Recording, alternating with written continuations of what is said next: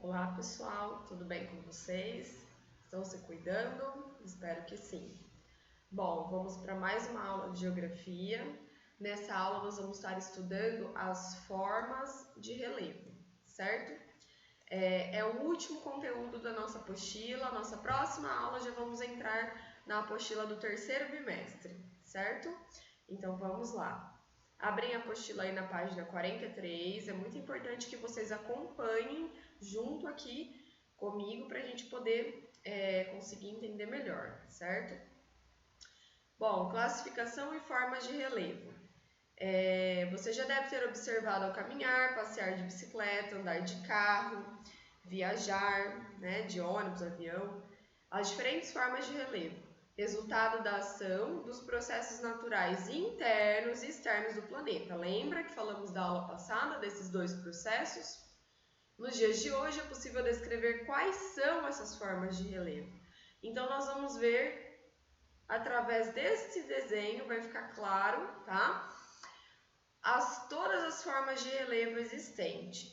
Então, primeiro, o que é um relevo? Vocês podem até grifar aqui, O relevo se refere ao perfil da superfície terrestre, suas irregularidades, formas diferentes, altitudes e diferentes materiais, tá? Então, isso aqui é o relevo. Tudo que a gente pode observar. Tá vendo a diferença de altitude? Aqui é mais alto, aqui é mais baixo, aqui é mais baixo ainda. Então, todas essas variações vão determinar qual é o tipo de relevo, tá? Por exemplo, as montanhas. Essa montanha aqui, a gente vê que ela é mais pontiaguda, certo? Então, ela é uma montanha mais recente, porque ela sofreu menos erosões, por isso que ela está ainda dessa forma. Já aqui, nós temos, tá vendo? Uma montanha antiga. O que é uma montanha antiga? A gente pode chamar de serras. É o que a gente tem no Brasil. Ela é desgastada, por isso que ela tem essa forma arredondada, certo? Imagina um lápis de vocês. Vocês acabaram de apontar. Quanto mais vocês usarem ele não vai ficando arredondado? A mesma coisa acontece com o relevo. Quanto mais novo, mais pontiagudo. Quanto mais antigo, mais arredondado, certo? Então, aqui seria uma serra. Planalto, olha a característica do planalto, gente. É um plano, tá vendo? Ele é plano, ele é reto, só que ele tem uma certa altitude, olha aqui, tá? Essa altitude, ela pode variar aí de 0 até 500 metros, 600 metros, tá? Então, esse é um planalto. A área que a gente mora, aqui a nossa cidade, nossa região, Catanduva, Tabapuã, Catiguá, é uma área de planalto, certo? Estamos aqui, numa área mais altinha. Planície, olha aqui, em relação ao planalto, a planície ela é mais baixa. Pessoal, a gente sempre vai levar em consideração a altitude o nível do mar. O nível do mar, o mar tá aqui. O mar é altitude 0, tá? Então, o mar a gente leva em consideração para saber a altitude dos outros lugares. Então, por exemplo, se aqui é 500 metros de altitude no Planalto, é 500 metros em relação ao nível do mar, certo? Aqui nós temos uma depressão relativa, temos dois tipos de depressão, a gente vai estudar mais profundamente. A relativa e a absoluta. A relativa, ela é uma área menor do que as áreas que estão ao seu redor, tá? Uma área mais baixa do que as áreas que estão ao redor dela. Por exemplo, aqui, é mais baixa do que essa área, do que essa. Então, ela é uma depressão relativa. A depressão absoluta, ela é mais baixa do que o nível do mar, tá vendo, Ela é uma cratera mais baixa do que essa área aqui. É mais difícil ter a depressão absoluta. A gente vai encontrar no Brasil muita depressão relativa, certo? Bom, já observamos o desenho, agora nós vamos para a explicação de cada uma. Montanha. Trata-se de uma forma de relevo bastante visível nas paisagens. Por que visível? A gente vê de longe uma montanha, né? Com altitudes que podem superar 8.000 metros. Pessoal, uma característica importante. Definimos montanha como elevações com mais de 300 metros de altura em relação ao terreno em seu entorno, tá? Aqui tá errado, tá, pessoal? Não é 300 metros, é 3.000 metros. A gente considera a montanha acima de 3.000 metros de altitude. O ponto mais alto do Brasil tem 2.995, tá? Que é o Pico da Neblina. Então, nós não temos montanhas no Brasil, certo? Porque o ponto mais alto do Brasil não atinge os 3.000 metros, ok? Podem grifar aqui, lembra de alterar aqui o número que está errado. O agrupamento de várias delas constitui as cadeias de montanhas. Então, quando a gente fala cadeias de montanhas, são várias montanhas uma do lado da outra. Um tipo bastante comum é a cordilheira, composta na maioria das vezes de cadeias mais jovens geologicamente. Então, o que é uma cordilheira? São montanhas jovens. Uma montanha jovem, ela é mais pontiaguda, tá? Por que jovem? Porque ela se formou recentemente. Ela é uma montanha nova, tá? Normalmente, vão ter cordilheiras, montanhas pontiagudas em áreas que ainda têm processos de terremoto, de vulcões, tá? Um tipo bastante como a cordilheira, apresenta cumes pontiagudos e muito altos, quase sempre acima de 2.000 metros. Sempre acima de 2.000 metros. Bom, essa é uma imagem do Monte Everest. 8.848 metros acima do nível do mar, tá? De altitude. Lembrando, não temos montanhas no Brasil, temos serras, ok? Planalto. O termo planalto é empregado para designar áreas com relevo em geral ondulado, com subidas suaves e altitude relativamente elevada. É comum ter ao menos uma de suas bordas escarpada. O que é escarpada, pessoal? É uma borda reta, tá? Tipo aqui, ó, reta. Alguns planaltos, como o Altiplano Boliviano, o Planalto do Tibete, foram formados entre grandes cordilheiras. Desse modo, suas altitudes podem ultrapassar 3.000 metros. Existem sim planaltos, pessoal, com altitude mais elevada.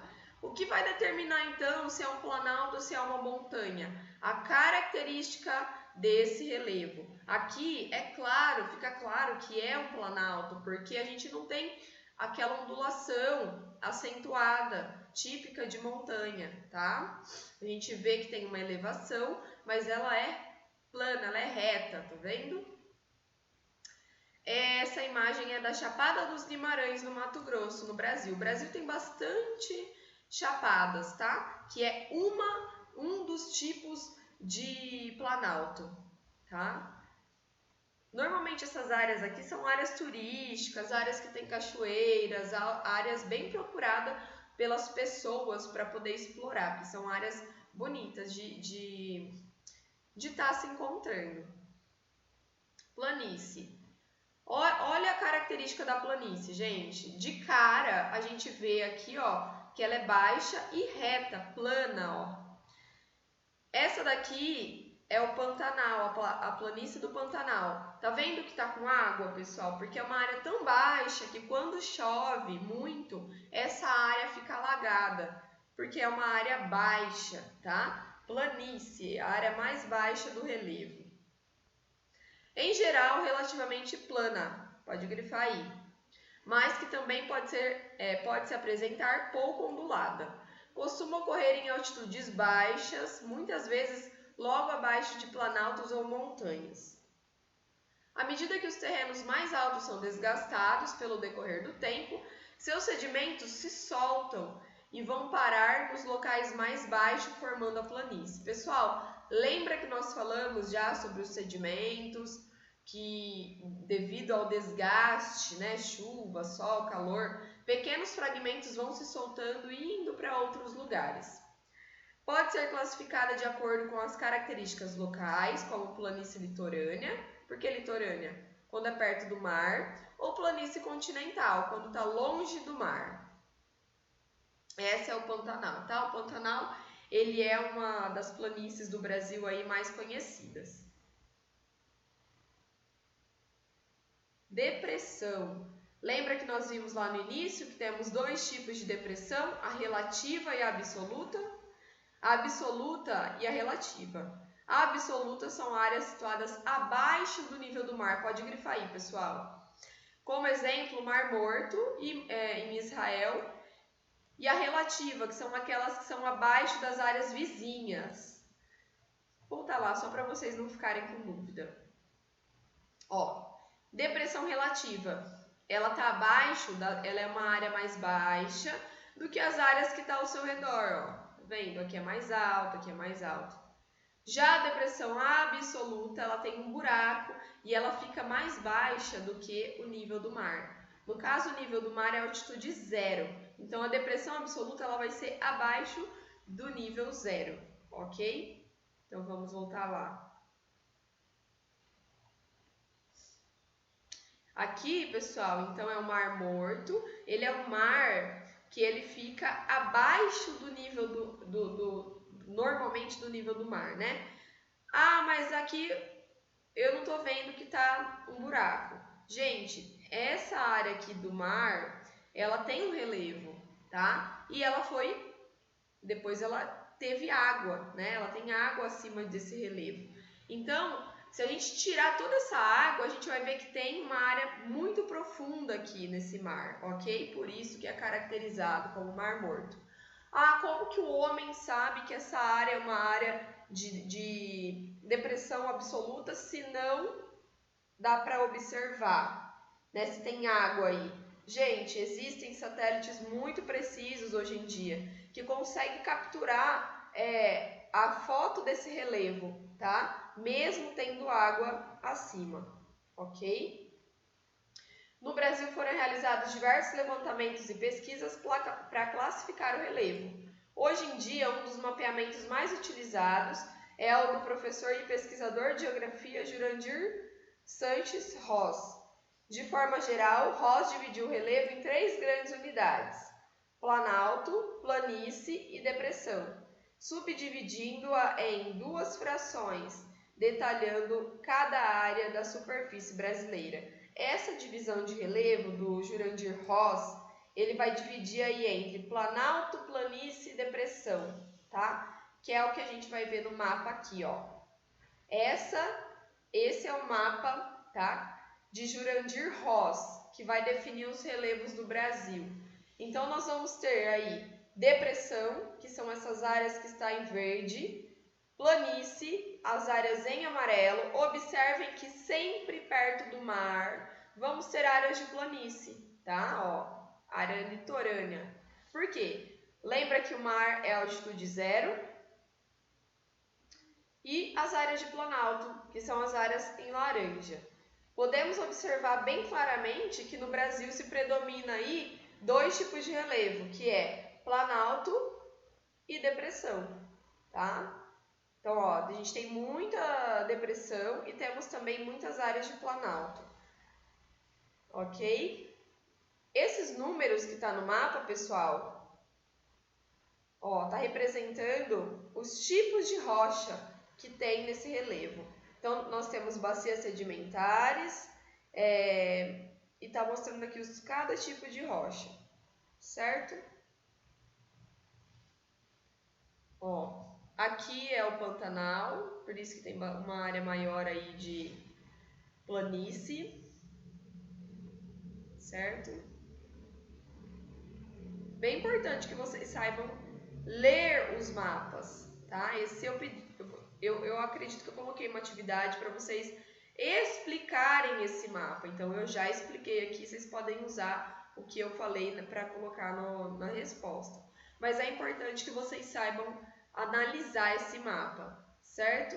A região amazônica, ó, a maior parte é área de depressão, tá? Litoral, planície. Parte central do Brasil, nós vamos ter grandes áreas de planalto, tá? Essa região aqui, ó, área de planalto. Aqui tem até alguns nomes, ó. Então, por exemplo, a área 3, Planalto e Chapada da Bacia do Parnaíba. Área 4, Planaltos e Chapadas da Bacia do Paraná. Então, tá vendo? Tem os nomes, esses números aqui, tem os nomes de cada depressão, planalto e planície, certo? Cada uma delas existem nomes, são nomeadas, né, para ficar fácil a sua identificação e o seu estudo. Bom, atividade. Aqui nós vamos falar um pouquinho do relevo submarino. Já vimos o relevo comum, né? O submarino, pessoal, como o nome já fala, ó, sub, abaixo. Então, é o relevo que está abaixo do mar, tá? Do mar, dos rios, enfim, tá?